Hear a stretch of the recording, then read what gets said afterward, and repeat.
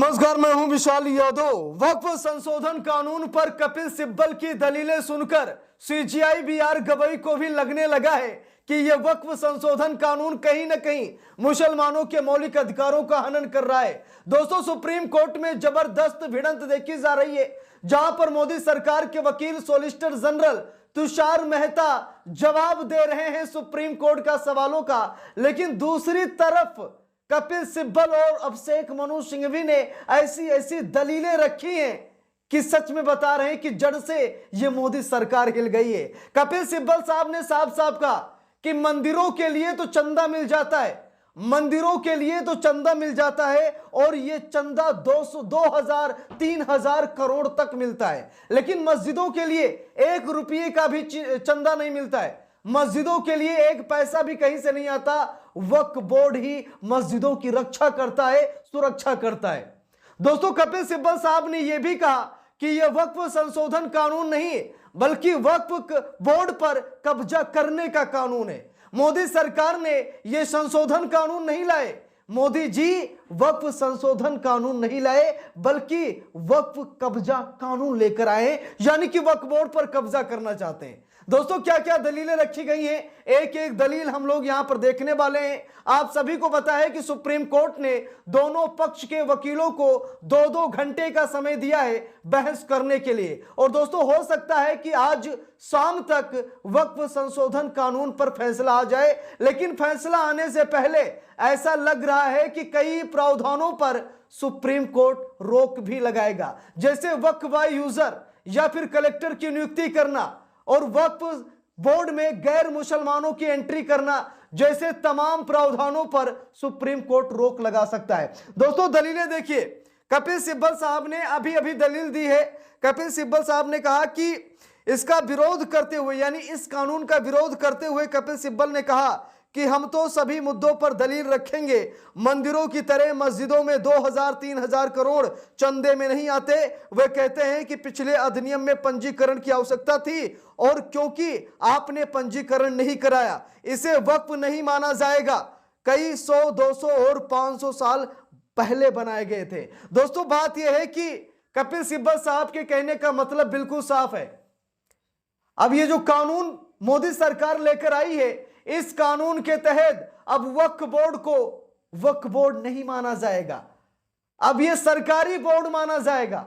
अभी तक लोग वक्फ बोर्ड में अपनी संपत्ति वक्फ करते थे, यानी कि अल्लाह के नाम करते थे, लेकिन अब क्या सरकार के नाम करेंगे लोग? अब वक्फ बोर्ड नहीं रहा, अब यह सरकारी बोर्ड बन गया है। तो क्या आप अपनी संपत्ति वक्फ बोर्ड के नाम पर सरकार को देंगे? नहीं, अभी तक लोग अल्लाह को दान करते थे, इसीलिए इसका नाम वक्फ पड़ा, वक्फ बोर्ड नाम पड़ा। ये किसी के बाप की जागीर नहीं है, ये मुसलमानों का है, ये किसी सिंगल पर्सन का नहीं है, ये मुस्लिम धर्म का है, इसीलिए इसका नाम वक्फ बोर्ड रखा गया, यानी कि अल्लाह को दान करने का नाम दिया गया। और मुसलमान बड़े शौक से अल्लाह को दान करते थे अपनी संपत्ति, और वक्फ बोर्ड के जरिए ही देश में तमाम मस्जिदें हैं जिनका कहीं न कहीं वक्फ बोर्ड ख्याल रखता था, लेकिन अब वक्फ बोर्ड को सरकार अपने अधीन कर लेगी।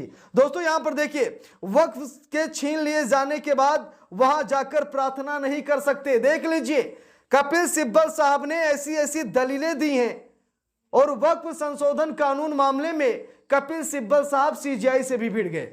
देखिए, यहां पर लिखा है, सीजीआई जस्टिस बीआर गवई ने कहा, सिब्बल की दलील दर्ज कि धर्म का पालन करने का अधिकार प्रभावित होता और वक्फ के छीन लिए जाने के बाद वहां जाकर प्रार्थना नहीं कर सकते, प्रार्थना जारी रखना खतरे में पड़ जाता है, इसीलिए धर्म का अधिकार प्रभावित होता है। सिब्बल ने कहा कि एक प्रावधान के बारे में तर्क दिया जिसमें कहा गया है कि वक्फ के लिए संपत्ति दान करने के योग्य होने से पहले एक मुसलमान को कम से कम 5 साल तक इस्लाम का पालन करना चाहिए।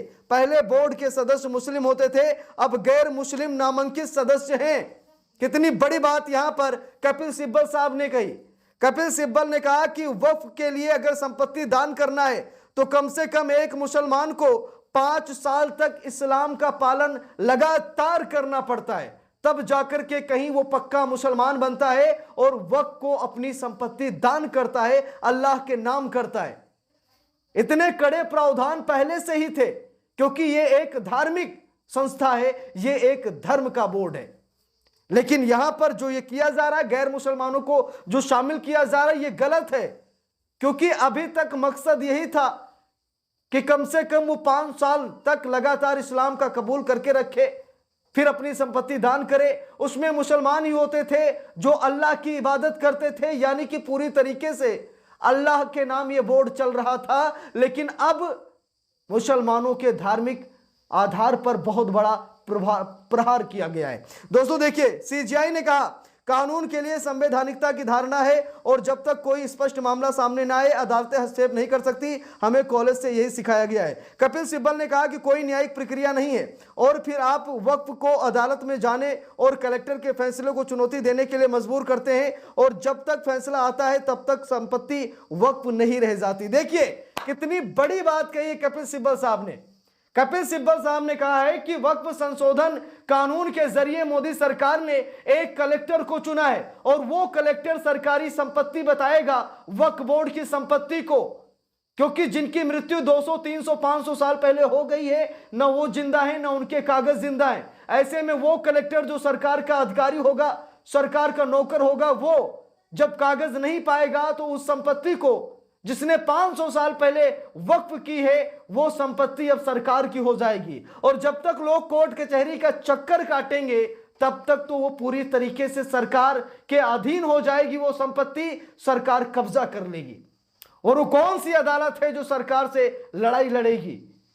इस तरीके से सारे मामले सुप्रीम कोर्ट में पेंडिंग पड़े रहेंगे, हाई कोर्ट, जिला अदालतों में पेंडिंग पड़े रहेंगे।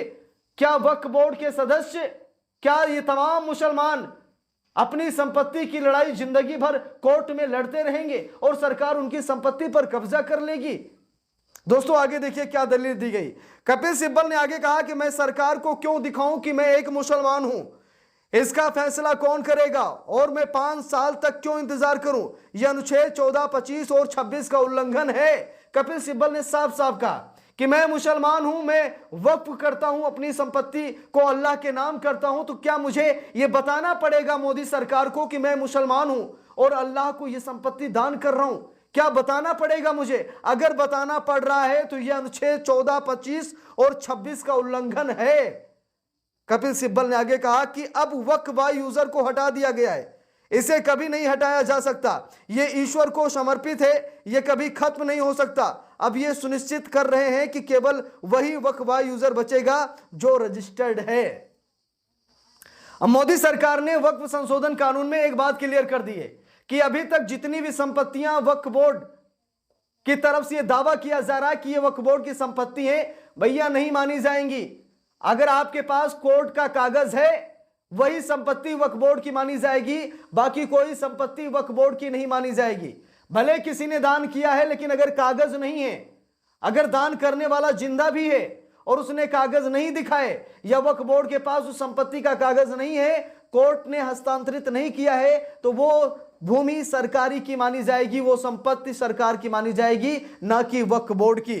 कपिल सिब्बल आगे कहते हैं कि एक अन्य प्रावधान लाया गया है। वक्फ करने वाले का नाम और पता, वक्फ करने का तरीका और वक्फ की तारीख मांगी गई है। लोगों के पास ये कैसे होगा? 200 साल पहले बनाए गए वक्फ मौजूद हैं और अगर वे ये नहीं देते हैं तो मुतवल्ली को 6 महीने के लिए जेल जाना पड़ेगा। कानून की धारा अधिकारों का हनन करती है, यह अन्यायपूर्ण और मनमाना है और अधिकारों का उल्लंघन है। दोस्तों एक और चीज देख लीजिए, वक्फ संशोधन कानून में मोदी सरकार ने एक और प्रावधान जोड़ा है कि अगर मान लीजिए आपने वक्फ बोर्ड को अपनी संपत्ति दान की है, आपने अपनी संपत्ति का वक्फ किया है, अल्लाह के नाम किया है, तो आप अपना नाम बताएंगे, अपने पिता का नाम बताएंगे, आप तारीख बताएंगे किस तारीख को आपने किया है। और जिन्होंने 200, 300 साल पहले जिनके दादा परदादा कर गए हैं, भाई उन्हें क्या पता किस तारीख को किए थे। और अगर आप ये जानकारी नहीं दे पाएंगे तो आपको 6 महीने के लिए जेल में डाल दिया जाएगा। तो जरा दोस्तों सोचिए, उसके बाद वक्फ बाय यूजर के लिए पंजीकरण आवश्यक नहीं था। अभी तक आप अल्लाह को अपनी संपत्ति दान कर सकते थे। सीजीआई ने कहा 2013 में वक्फ के पंजीकरण का प्रावधान था, गैर अनुपालन के लिए मुतवली को हटाने के अलावा कोई परिणाम नहीं दिया गया था। कपिल सिब्बल ने कहा कि वक्फ के पंजीकरण के लिए जिम्मेदार है वक्फ का चरित्र नहीं बदलेगा, ये 2025 का अधिनियम चरित्र को बदल देता है। सीजीआई ने कहा कि हम इसे रिकॉर्ड पर ले रहे हैं। 2013 के दौरान वक्फ बाय यूजर के लिए पंजीकरण आवश्यक नहीं था, क्या यह स्वीकार्य था? कपिल सिब्बल ने कहा कि हाँ, स्थापित प्रथा है, वक्फ बाय यूजर को पंजीकृत करने की आवश्यकता नहीं है। तो दोस्तों, सुप्रीम कोर्ट में जबरदस्त दलीलें दी जा रही हैं। क्या होगा सुप्रीम कोर्ट का फैसला? अभी कुछ देर बाद हम लोग लाइव सेशन करेंगे, सुप्रीम कोर्ट से सीधा लाइव प्रसारण दिखाएंगे, तो आप लोग चैनल को सब्सक्राइब कर लीजिएगा। मिलते हैं दूसरी वीडियो में, तब तक के लिए बहुत बहुत धन्यवाद।